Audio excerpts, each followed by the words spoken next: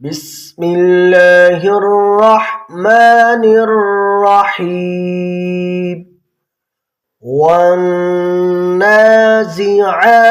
غرقا والناشطات نشطا والسابحات سبحا فالسابقات سبقا فالمدبرات أمرا يوم ترجف الراجفة تتبعها الرادفة قلوب يومئذ واجفة أبصارها خاشعة يقولون أئنا لمردودون في الحافرة أئذا كنا عظاما نخرة قالوا تلك إذا كرة خاسرة فإنما هي زجرة واحدة فإذا هم بالساهرة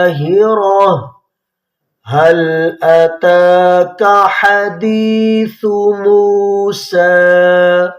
إذ ناداه ربه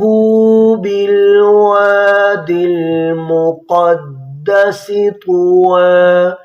اذهب إلى فرعون إنه طغى فقل هل لك إلى أن تزكى وأهديك إلى ربك فتخشى فأراه الآية الكبرى فكذب وعصى ثم أدبر يسعى فحشر فنادى فقال أنا ربكم الأعلى فأخذه الله نكال الآخرة والأولى إن في ذلك لعبرة لمن يخشى أأنتم أشد خلقا أم السماء بناها رفع سمكها فسواها وأغطش ليلها وأخرج ضحاها والأرض بعد ذلك دحاها أخرج منها ماءها ومرعاها والجبال أرساها متاعا لكم ولأنعامكم فإذا جاءت الطامة الكبرى يوم يتذكر الإنسان ما سعى وبرزت الجحيم لمن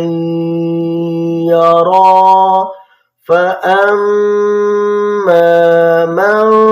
طغى وآثر الحياة الدنيا فإن الجحيم هي المأوى وأما من خاف مقام ربه ونهى النفس عن الهوى فإن الجنة هي المأوى يسألونك عن الساعة أيان مرساها فيما أنت من ذكراها إلى ربك منتهاها إنما أنت منذر من يخشاها كأنهم يوم يرونها لم